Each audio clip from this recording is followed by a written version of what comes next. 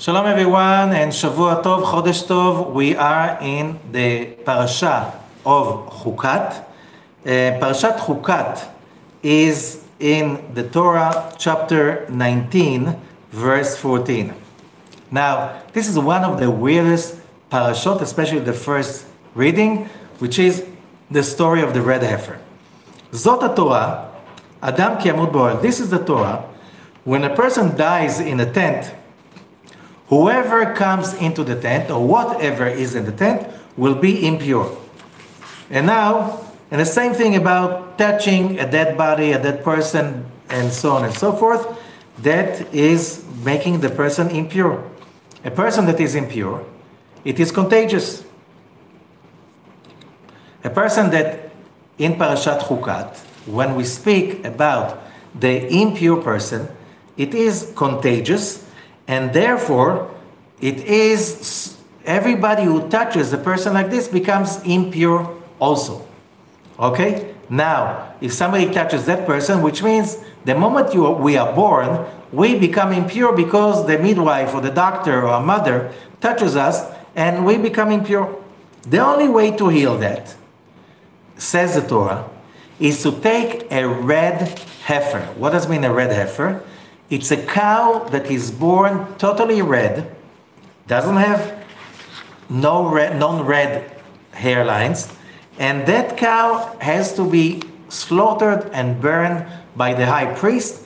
The ashes put in living water, which means spring water, and that is the only thing that can cure death. Okay? This story sounds so weird that most of the rabbis in most of the places in the teaching say that's why it says this is the Torah, don't ask questions. We don't know exactly how it works. Okay? However, the Zohar teaches us how it works and where does it come from, and still there's something we have to learn from that. Okay? Now, so before we go into the story itself, we have to understand the scope. What is the scope? Why is it that every year we read Parashat Hukat in the beginning of the month of Tammuz? Every year. Why is it like this? So think about it. We have this half of the year, which means the Hebrew year is divided into two projects. One starts with Passover till Rosh Hashanah, that's half a year. This is one project. And then there's another project which is between Rosh Hashanah till Passover. Okay, these are two sections. Each one of them symbolize a different journey. The journey of Passover is getting out of Egypt, our own negativity, our own whatever limitations are. And every year we have the opportunity to do this journey all over again. Passover, 49 days, 7 weeks of the counting of the Omer, then arriving to the climax on Mount Sinai Revelation. But then, after Mount Sinai Revelation, we have almost 4 months till the New Year, till Rosh Hashanah.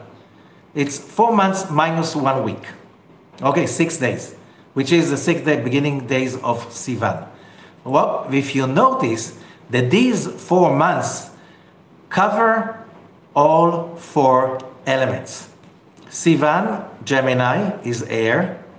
Okay? The next month is Tammuz, Cancer, which is water, the month that is starting tonight. The next month is Leo, which is fire, and the month after Virgo, which is earth.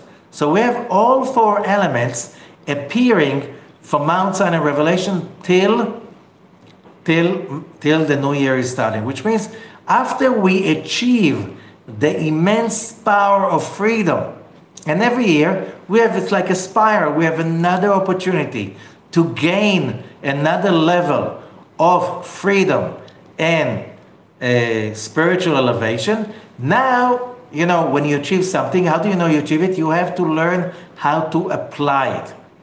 So you have to apply it on all 4 elements. The element of air, which is the month of Gemini, Sivan, we learn from Rabbi Chaim Vital in his book Sharei Kedusha, The Gates of Holiness, and he explains that the air signs, that the energy of air is the tikkun, the personal journey of fixing, learning to overcome logic. That logic that takes you into lying especially to yourself, cheating, bad-mouthing, and so on. So if you notice, the last 4 parashot were about people who were so wise and so powerful, they imagined logic, air, in their minds, they can get what they don't deserve. What was the result? Because they were too much in that place of thinking, figuring out, knowing better, they all brought themselves into their own demise. So the tikkun of the month of Sivan is getting out of being too smart, because, by the way, how smart can we be? Look around, how many people could foresee the coronavirus and all the implication on economy, politics, family relationship, everything in our lives? Who could imagine something like this years ago? Almost nobody. Okay, so who can tell he knows or she knows what's waiting for us in the future? So what's left? So we learned it's all about the awe of God, the ability to realize that it's all about choosing the light of God. When you choose the light of God, which is compassion and loving unconditionally, instead of trying to be right, you choose a way that gets you the right thoughts that would lead you on the right path to success and tranquility. Now, here we're starting with the month of Cancer, the month of Tammuz, and the month of Tammuz is water. And we know that water signs, according to Rabbi Chaim Vital, it's all about passions. And passions is all about emotional sensitivity. And we know that the Achilles heel of the Cancerians is their emotional sensitivity and vulnerability. And that means also that all of us, as the month of Tammuz is coming in, we all become some kind of Cancerian, which means we have an elevated sensitivity to emotional issues. What's the problem with emotional issues? That we fall into it, and the moment we fall into it, and, like somebody in the ocean, and, ocean, like ocean of emotions, you can't stand the waves, and that can take you, like high tide, low tide, can take you to all kinds of dangerous places. And we know there's no mistake that the disease that is called cancer is the same name of the month of Cancer. Why? Because the sensitivity, emotional sensitivity, heightens the chances to generate cancer. What do we do generate cancer? Cancer does not happen. Nothing happens. Things don't just happen. We know, this is known even from the 80s, okay? That people that go through emotional trauma and they can't let go of that trauma, and because of the trauma, the emotions take over and they come to a place of hopelessness, till a place of it will never be good again. This is like the recipe for the destruction of the immune system and the creation of cancer. What do you mean the creation of cancer? Human bodies create cancer all the time. However, when we are in a balanced state of mental health and physical health, our body can trace the Cancerian cells and destroy them before we even knew we had any problem like this. However, what if a person is emotionally imbalanced for too long? That can give enough time for the cancer to settle in the body till the immune system kicks in again. And that is very, very dangerous. That's why you see people that when life and happiness and trust and faith comes back to be so strong in their life, the cancer will slow down and sometimes disappear. And there's so many cases like that the medical science calls it miracles, but it's not miracles. This is cause and effect. Miracles, they say it's something we do not explain. It's not scientific. It is scientific. Okay, and there are more and more experiments showing this. The next month is Leo. Leo is fire. Fire, says Rabbi Chaim Vital, it's all about the ego, pride, honor, control, stuff like this, and basically anger and envy. So that's what we have to fix in the month of Leo. And in the month of Virgo, we have to overcome Earth, which is sadness, despair. It's the end of the year, it's the end of my life, and to reconnect to hope and hard work and get up and pray and get excited about the next year to come. Okay, I did it short. So now, Cancer.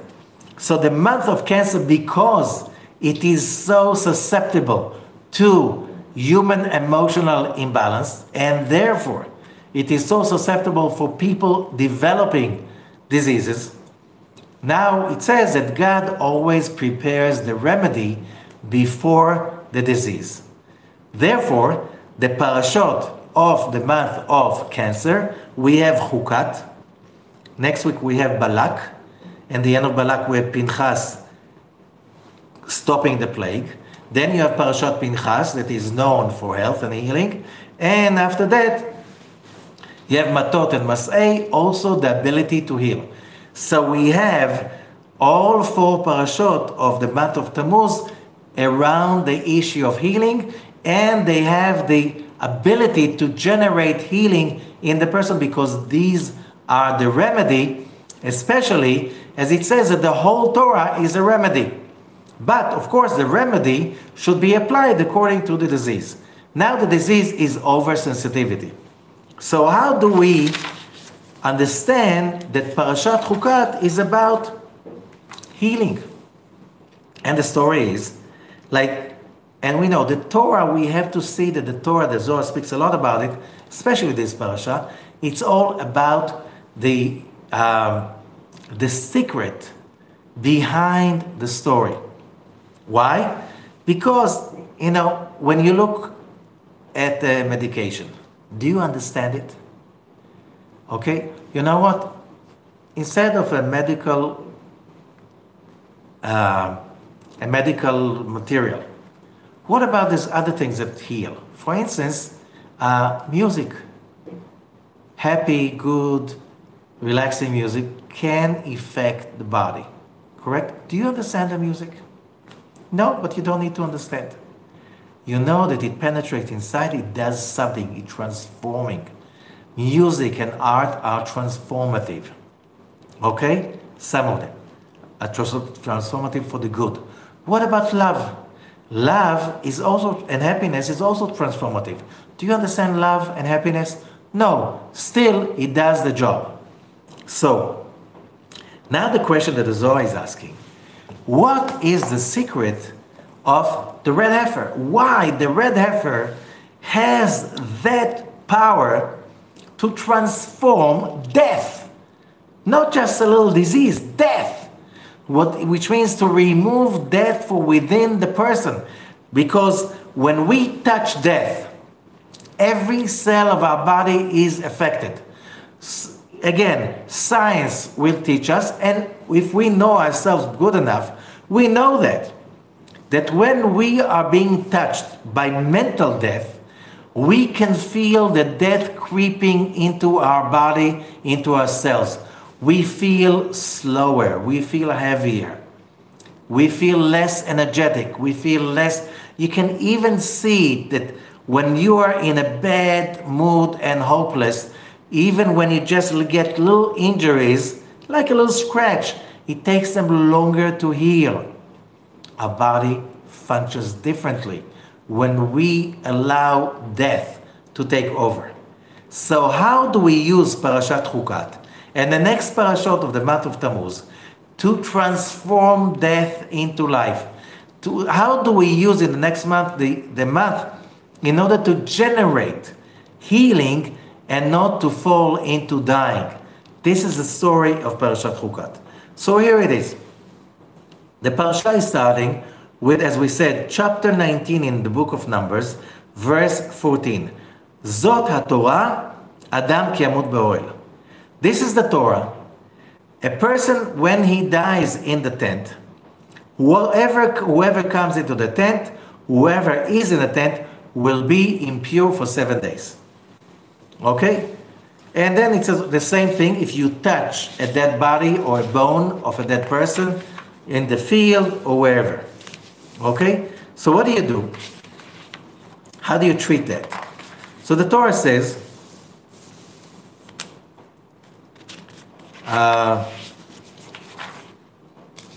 just a second, the parasha starts earlier. I just went into the mitzvah, chapter 19, verse 1. Zot Hukat HaTorah, Asher Tziva, and that what it says, V'yikhu elecha, verse 2 in the book of Numbers, chapter 19, verse 2. V'yikhu elecha para aduma, they should take a red heifer, tmima, completely red, asher en ba mum, no blemish, asher lo ala alea ol, that no yoke came upon it. Which means, if that cow was standing in the pasture and then the farmer passed by and he had something, he had a coat. And he wanted to put it on the ground so it doesn't get dirty. And he put it on the cow is not kosher for the red cow thing. Okay? It cannot be a cow that's served. Of course, not a yoke. Okay? So, what do? You take that red cow, says the Zohar, which is a very weird thing. Okay? And you take that red cow, and what do you do with it? You have to slaughter it and burn it. Who? The second to the high priest. He should take her outside the camp, slaughter the cow. Okay? Usually there was on Mount Olives, special place, that if you stood over there, the Kohen, when he was slaughtering the cow, he could see through into the Holy of Holies. That's why it says lefanav, in front of the temple.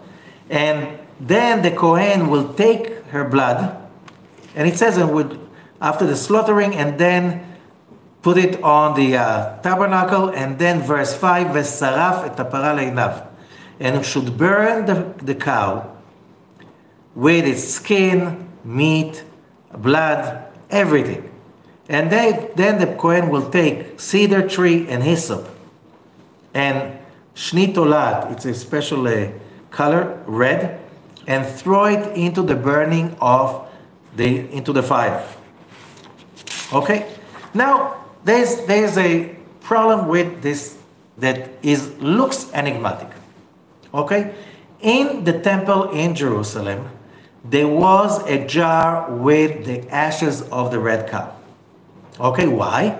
No one can get into the Temple Mount if he is not pure. And since, as we said, the moment you're born, you're not pure. Death touches you wherever you go. So you're impure. But if you want to go to the Holy of Holies, no, I'm talking not the Holy of Holies, but to the Holy of Holies of the planet, which is the Temple Mount and the temple, till today, the problem is the intensity is so high. Think about it. If we're talking about the creation of the universe, in the beginning, there was endless. But then there was a tzimtzum. There was a contraction. And a space, empty space is being created. And then a line of light emerged from the endless and started to come down the sephirot, the spheres, and the curtains.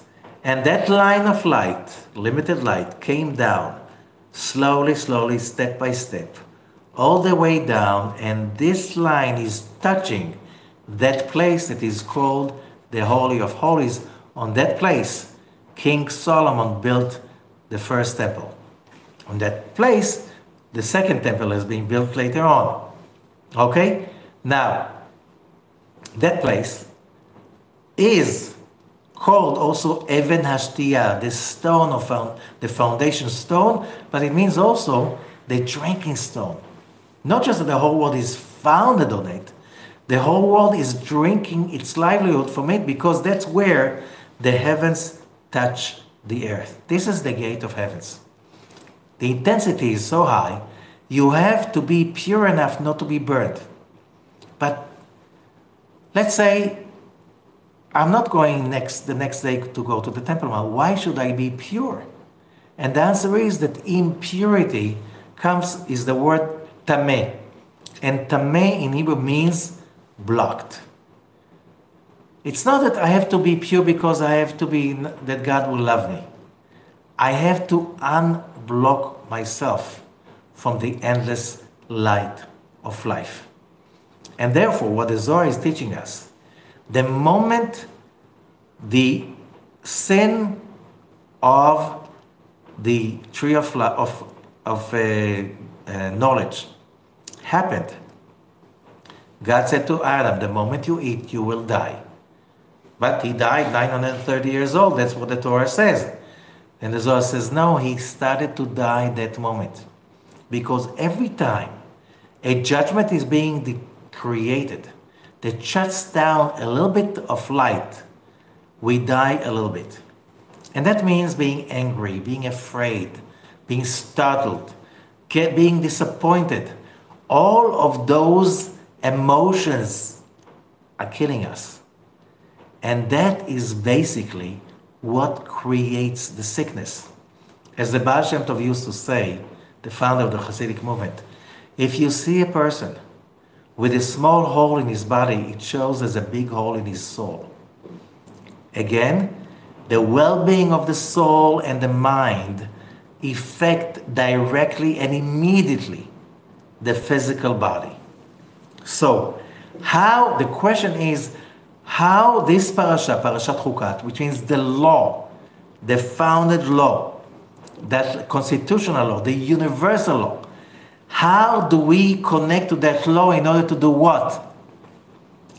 If there are laws of cause and effect that are being explained on the two tablets, okay? Don't do this, do this. What is it about? It's not moral issues as we learned in Parashat Ito.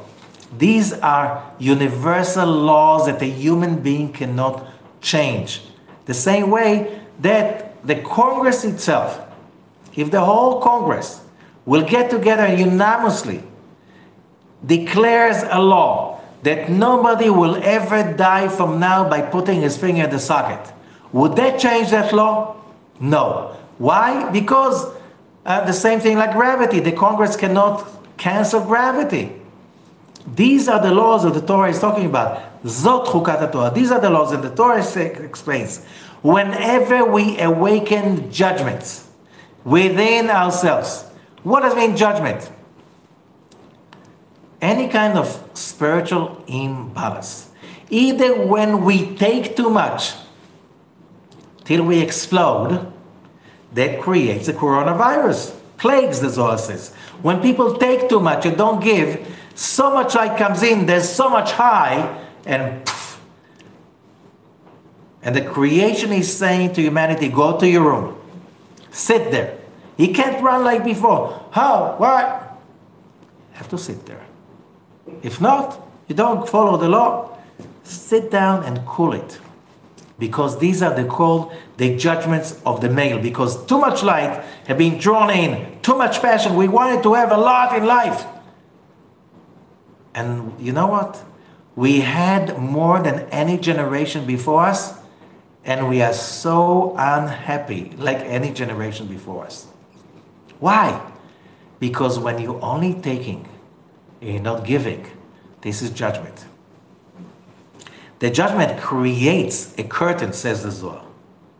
A curtain means a blockage, tuma, blockage.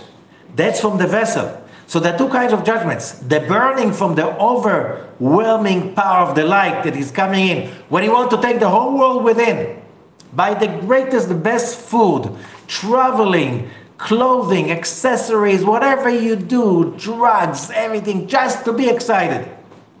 What's the result? It burns you down. So when you have too much judgments, that creates the blockage. And that's what creates death. And death is accumulative. Another disappointment. Another amazing night, and then the terrible headache of the morning. You don't think that does not accumulate? After a while you become sarcastic, cynical. You can't have compassion to others because you're full of pain. You need antidepressants. You need all of that stuff, and you can't trust people anymore because people are people. They cannot give what they don't have. So if they're hurt, they hurt everybody around them. Unwillingly, they have no control. The judgments control them. That's what's killing us as a humanity. Okay, we have to slow down and learn how to share, how to care. But the first thing, to transform judgment, you have to take the same thing and sweeten it. So what's a symbol in it? So it's a red cow. How a red cow? So if you read chapter 1 in Ezekiel, what does it say? Ezekiel, the prophet, sees the chariot of God. And the chariot has four faces. To the right, to the south, it's a lion. That's a symbol of chesed, loving kindness. To the left, it's an ox, the symbol of judgment, gevurah. And the Zohar says, what is a cow? It's the female of the ox. So it's a double judgment. What's red? From the colors, red is judgment. So red heifer is triple judgment. How do you heal? And how do you know it's real judgment? That red heifer never served anything. Anyone, even a bird, never sat on it. Same thing with us. If we become so negative as that red heifer, that's judgment and that's death.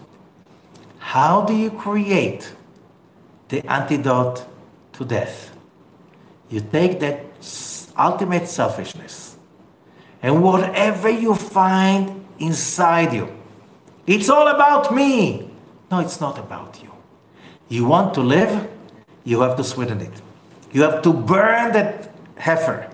To have to burn the desire to take it all for yourself. And do not eliminate it totally. You turn it into sharing. You take that ashes of the red heifer. What's the fire over here? The excitement of doing good. The excitement of doing positivity to others. That is fire also. But that fire burns the impurity, burns the judgment. And now they take the ashes and put it in living water, spring water. What is spring water? This is a symbol of renewal, of sharing and loving, of chesed. So during this month, the month of Tammuz, the first thing to heal ourselves is to find inside ourselves all of these red heifers, all of these desires, wills, dreams, passion that we have, that we didn't realize it was all about taking. Judgment. Why is it Hukat Torah? This is the law, because the law of the universe is that you cannot take without any punishment. This is the law. We took everything, we had everything before the Tzimtzum. In the beginning, God created all of us perfectly in shape, full of light. No limitation. We wanted to create another universe, a universe in which no free lunches, in which every time we receive, we give in order to keep what we got. No free lunches. So the healing is not like a lot of people not spiritual are now the month of Cancer, or have a lot of Cancer, zodiac sign in their chart, is don't think all the time, what do I feel? Because it's the moment you're just centered around what you feel, you're dead. You're dead. Because this is the epitome of death, self-centeredness. You're finite. There's nothing but death in you. That's why it kills you, gets you sick, gets your body fight cells against cells. It's called cancer, autoimmune diseases, or being infected by a virus.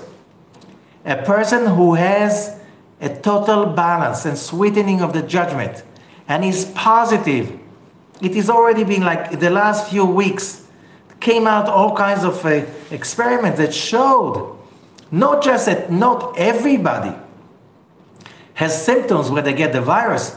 A lot of people will never get the virus of the coronavirus even if they're exposed to it. Why? Because the body will kill it the moment it comes into it. Because when our body is balanced, it can overcome all the germs, the bacteria, the viruses, because we live in a soup, condensed soup full of so many trillions of viruses and bacteria. Why doesn't it kill us? It kills us only when we fall. They prey on a corpse. When a person gets sick, it's because he's already dying. Then those germs, whatever, they just prey on the corpse, not on a living person. You want to connect to life. You have all the time to do the spiritual work. And what is spiritual work? If you receive, don't make it finite. You're not the last stop. Make sure other people get to also. Not everything. Make sure that other people get also. When you are busy what other people feel and how you can help them, without asking for anything in return, when you transform yourself, it's like that is the ashes of the red heifer. Now, how do you say heifer in Latin? A vaca. You know what's vaccination? It's coming from the word vaca. The first vaccination, Dr. Edward Jenner, a British guy, was made from a cow. That's why it's called vaccination. Here it is. How do you get yourself vaccinated against the viruses and any other diseases? By being busy, transform any negativity, victimization. Instead of accusing, share, help, take responsibility, be the person who wants to be happy, but only how? When I get other people to be happy too. This is the vaccine. This is the cure, especially in the month of Cancer. Have a great month, a great week, and we'll see you next time.